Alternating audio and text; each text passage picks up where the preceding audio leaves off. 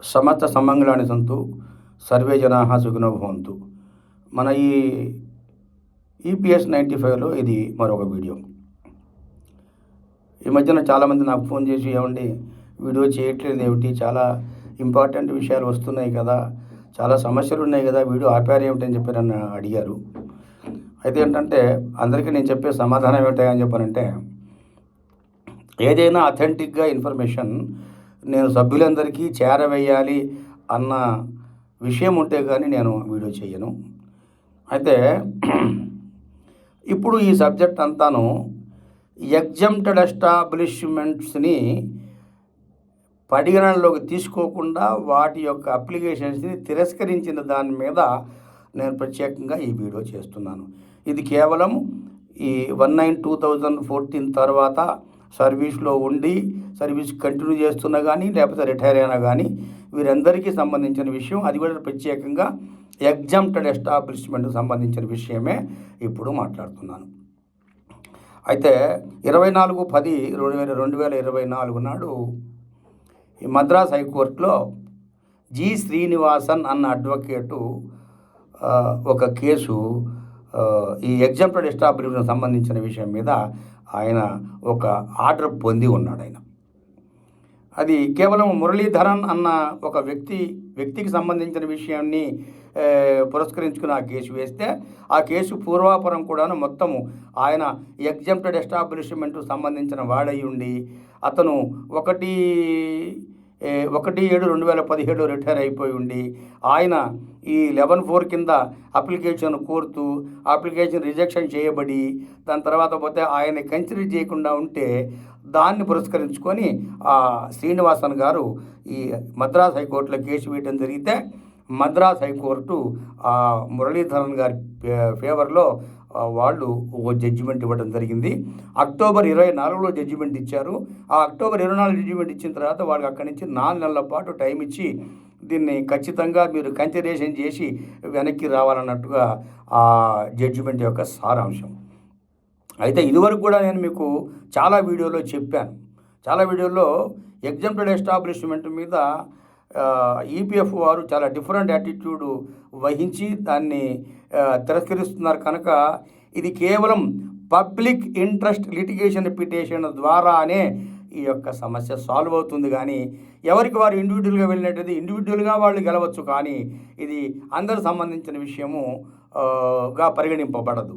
అయితే ఇట్లాగా వచ్చిన కేసుల్ని సారూప్యంగా తీసుకొని ప్రెసిడెన్సీగా తీసుకొని సుప్రీంకోర్టులో మనం దాఖలు వేస్తే చేసుకోవచ్చు. కానీ ఇప్పుడు పబ్లిక్ ఇంట్రెస్ట్ లిటిగేషన్ పిటిషన్ ద్వారా మాత్రమే ఈ యొక్క ఎగ్జంప్టెడ్ ఎస్టాబ్లిష్మెంట్స్ యొక్క సమస్య పూర్తిగా తొలగిపోతుంది.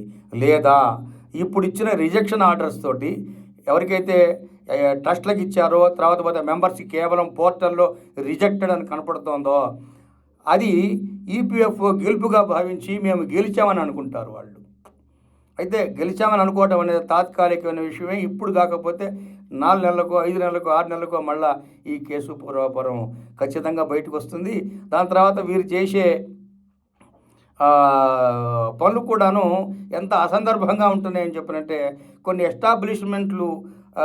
ఎస్టాబ్లిష్మెంట్లని అంటే ఎగ్జంప్టెడ్ ఎస్టాబ్లిష్మెంట్లని ముందు తిరస్కరించి ఆ తర్వాత వాటిని ఓకే అని చెప్పానని మాకేదో స్పెషల్ ఆర్డర్స్ వచ్చాయి కాబట్టి వాటిని మేము తీసుకుంటున్నామని చెప్పి ఒక మాట మాట్లాడటం కూడాను కొంచెం అసమంజసంగా కనిపిస్తోంది. సరే, వారి ఇష్టపూర్వానికి వదిలిపెట్టేద్దాము. వారికి ఉన్న పరిధిలో వారి సిపిఎఫ్ఓలు దాని తర్వాత అంటే వారికి ఏం చెప్పారంటే ఆ సదరు రీజనల్ ప్రొవిడెంట్ ఫండ్ కమిషనర్స్ యొక్క సిపిఎఫ్ఓలు ఆర్డర్ ఏమిస్తే ఆర్డర్ ప్రకారం వాడు వెళ్తున్నారని చెప్పి కాసేపు అనుకుందాము. అయితే మొన్న ఈ మురళీధరన్ గారి కేసులో ఇచ్చిన వాద్యంలో పారా 44 గురించి మళ్ళీ కూలంకషంగా డిస్కస్ చేశాడు. ఇది మద్రాస్ హైకోర్టు.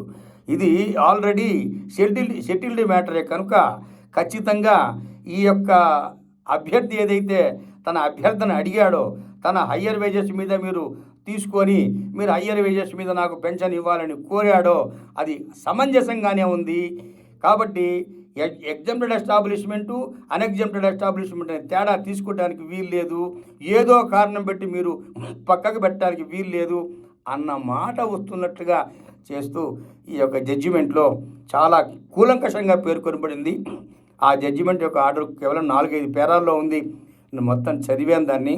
ఆల్రెడీ నేను ప్రత్యేకంగా కొంతమంది మనుషుల్ని ఈ మద్రాసులో నియోగించి ఈ యొక్క విషయాన్ని పూర్తిగా కూలంకషంగా అసలు నిజంగా ఈ ఆర్డర్ని ఈపీఎఫ్ఓ ఒప్పుకుందా, ఒప్పుకోలేదా, ఒప్పుకుంటే దీనికి తర్వాత ఎటువంటి చర్య వాళ్ళు తీసుకున్నారు, లేదా మళ్ళా కోర్టుకు వెళ్తున్నారా, లేకపోతే దీన్ని ఇంకొక కోర్టులో సవాల్ చేస్తున్నారా అని విషయం కూడా తెలుసుకోబోతున్నాను.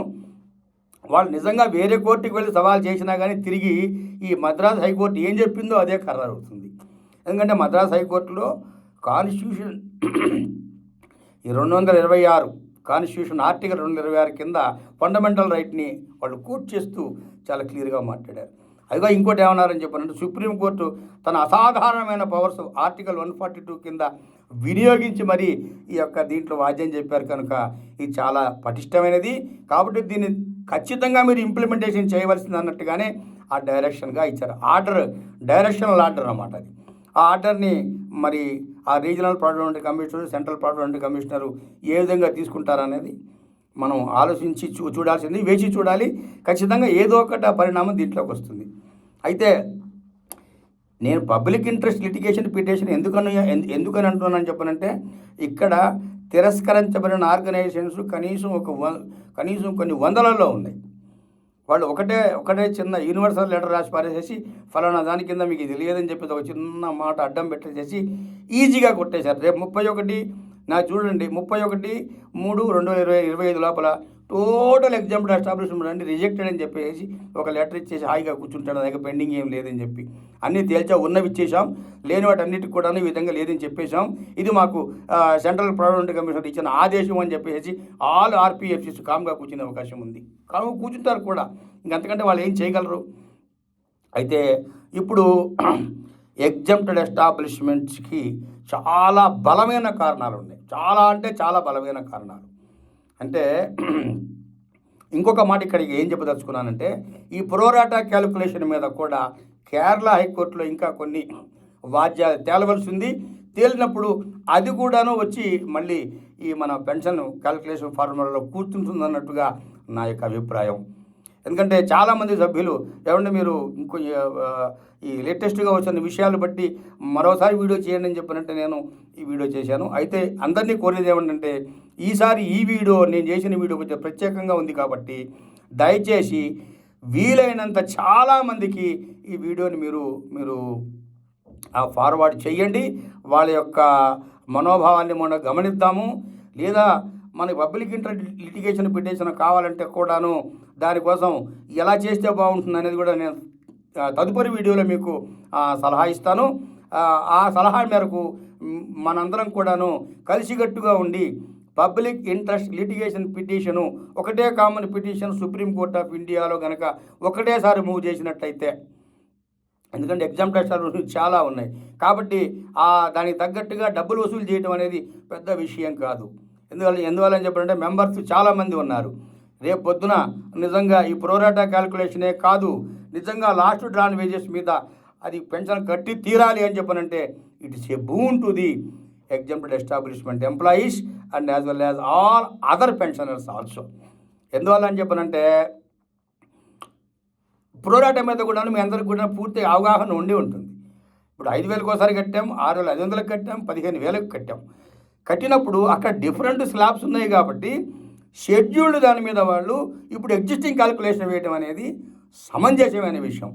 అది కూడా మన సుప్రీంకోర్ట్ ఆఫ్ ఇండియా వారు ఒక పాయింట్ అన్నారు, 0.5 పారా 41.5 we don't find any objection in the అది క్యాలిక్యులేషన్ ఆఫ్ మన పెన్షన్ పేయబుల్ అన్నట్టు అని ఒక మాట అనేటప్పటికీ ఈ డిపార్ట్మెంట్ వారు చాలా సబ్దుగా మనకి ఫేవర్గా వచ్చింది కదా అని చెప్పి అనుకుంటున్నారు. కానీ మీరు పారా 26లో కానీ లేకపోతే 11.3, 11.4లో కానీ చూసినట్టయితే pension will be dependent on such higher salary అన్న మాట ఉన్నట్టుగా వీళ్ళెవరు అనుకోవటంలా. కాబట్టి ఇప్పుడు హయ్యర్ శాలరీ కనుక డిఫరెన్షియల్ కట్టినట్టయితే స్టార్టింగ్ నుంచి చివరి దాకా శాలరీ స్లాబ్స్లో ఎటువంటి తేడా లేదు. నీవు ఇంట్రడ్యూస్ చేసిన 5,000, 6,500, 15,000 తేడా ఉంటే ఉండొచ్చు, కానీ ఒకసారి హయ్యర్ వేజెస్ మీద అంటే 5,000 మీద దాటి, 6,500 మీద దాటి, 17,000 మీద దాటి కట్టినట్టయితే స్టార్టింగ్ నుంచి ఇక్కడ దాకా నా యొక్క శాలరీ పేమెంట్లో ఎటువంటి స్లాబులు లేవు. ఎందువల్లని చెప్పనంటే 5,000 కట్టినప్పుడు నా శాలరీ ఓన్లీ 10,000 ఉండి, దాని తర్వాత పోతే దాని తర్వాత 20,000 స్లాబ్గా ఉండి, దాని తర్వాత 30,000 స్లాబ్గా ఉంటే మీరు అన్నట్టుగా నేను ప్రోరాటా మీద ఇస్తా అనొచ్చు. అలా కాదు. నాకు ఎలా ఉంది, 5,000 ఉన్నప్పుడు 6,500 ఉండి అలాగా పెరుగుతూ 6,000 వచ్చిన కాదు 7,500, 8,500, 10,000 అట్లా స్లాబ్ అలా పెరుగుతూ వచ్చింది. అది న్యాచురల్గా బేసిక్ ప్లస్ డిఏ పెరుగుతూ వచ్చింది. అది కాబట్టి మనకి ఎగ్జామ్టెడ్ ఎస్టాబ్లిష్మెంట్ని నేను రిజెక్షన్ చేసేస్తాను ఫలానా కారణం వల్ల అని అనటానికి కూడా వీలు లేదు. వీళ్ళేనంత బలీయమైన కారణం ఇక్కడ ఉన్నది. ఎందుకంటే శ్రీవాత్సవ అనే కేసు 2013లో చేరినప్పుడు ఇదివరకు కూడా ఈ మాటను నేను 10 సార్లు చెప్పాను. ఇప్పటికీ అక్కడ కేసులో pension is not a bounty, it's a property of the pensioner, కాబట్టి ఇట్ కెనాట్ బి డినైడ్. కాన్స్టిట్యూషన్లో ఇది ప్రాపర్టీ అని డిసైడ్ చేయబడింది. మనకి అధికారికంగా ఒక ఆర్టికల్ ఉంది, భారత రాజ్యాంగంలో ఒక ఆర్టికల్ ఉంది. అందుకని మనకి ఫండమెంటల్ రైట్ సంబంధించిన విషయం ఇది. మన ఫండమెంటల్ రైట్ ఎప్పుడైతే కాల రాస్తున్నారో ఖచ్చితంగా ఆ సదరు వ్యక్తి తన యొక్క గోడుని 100% సుప్రీంకోర్టు వారి ఇండియా దగ్గర చెప్పుకోవాల్సిన అవసరం ఉంది.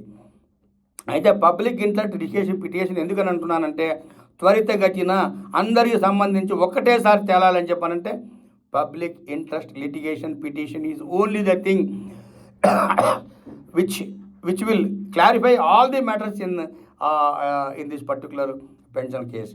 కావున నేను సభ్యులందరినీ కోరేది ఏంటంటే, ఈ మాటిమాటికి అడుగుతున్నారు, ఏమంటే 1/9 రిటైర్ అయిపోయినాను, ముందు రిటైర్ అయినాను, నా సంగతి ఏమిటి అని అడుగుతున్నారు. అయ్యా 1/9/2014 లోపల రిటైర్ అయినట్టయితే మీరు అప్లికేషన్ హయ్యర్ పెన్షన్కి 11th కింద అప్లికేషన్ పెట్టుకుని ఉంటే కనుక మీరు అర్హులవుతారు. లేదా పెట్టుకుని ఉండి రిజెక్ట్ అయితే కూడాను అర్హులవుతారు. లేకపోతే వాళ్ళు అర్హులు కారు అని సుప్రీంకోర్టు ఆఫ్ ఇండియా వారి సపరేట్గా జడ్జిమెంట్ ఇచ్చున్నారు. కనుక ఎందుకంటే నేను నెగిటివ్ ఎక్కువ తెలుసుకోలేదు, కానీ ప్రతిసారి నన్ను అడుగుతున్నారు. ఎందుకంటే ఇది చాలాసార్లు చెప్పున్నాను. కొంతమంది నాతో ఆర్గ్యుమెంట్ కూడా చేశారు, అయ్యా మీరు ఈ కేసు చదవలేదు, ఆ కేసు చదవలేదు అని చెప్పి. ఎన్ని కేసులు చదివినా ఫైనల్గా 4/11/2022 వచ్చిన జడ్జిమెంట్ ఏదైతే ఉందో అందులో ఉన్న సారాంశం మొత్తం ఇన్ టోటల్ ఇంప్లిమెంటేషన్ జరిగితే ఇటు ఎగ్జామ్టెడ్ ఎస్టాబ్లిష్మెంట్కి, అటు అన్ఎగ్జామ్టెడ్ ఎస్టాబ్లిష్మెంట్కి, ఇప్పుడు ఎవరైతే 1/9 తర్వాత కవరేజ్ కాలేకపోయినారో వాళ్ళందరికీ చాలా బెనిఫిషియల్గా ఉంటుందని చెప్పేసి నా యొక్క అభిప్రాయం. కాబట్టి పెద్దలందరూ గమనించి ఇది పబ్లిక్ ఇంట్రెస్ట్ లిటిగేషన్ పిటిషన్ కింద తీసుకుంటే బాగుంటుందన్న ఉద్దేశంతో నేను ఈ వీడియో చేయడం జరుగుతుంది. ఎవరైనా నాతో ప్రత్యేకంగా మాట్లాడదలుచుకుంటే నా యొక్క లింక్లో నా ఫోన్ నెంబర్ ఉంది, లేదా నా ఫోన్ నెంబర్ అడిగిన ఫోన్ నెంబర్ ఇస్తాను. నేను ఖచ్చితంగా నేను కూడా మీకు సహాయపడి ఆ లీగల్ కౌన్సిల్తో మాట్లాడటానికి, సరైన సబ్జెక్టులో ఉన్న విషయాలు చెప్పడానికి ఏమైనా కావాలంటే కూడాను నేను సహాయం చేయగలనని చెప్పేసి మీకు అందరికీ సభాముఖంగా చెప్తున్నాను.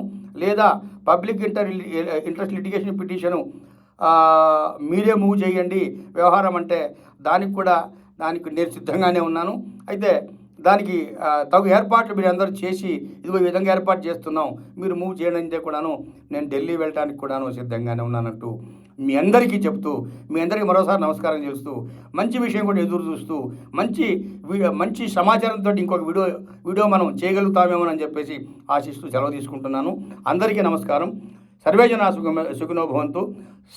సుఖినో భవంతు, సమస్త సమ్మంగళాన్ని సంతు.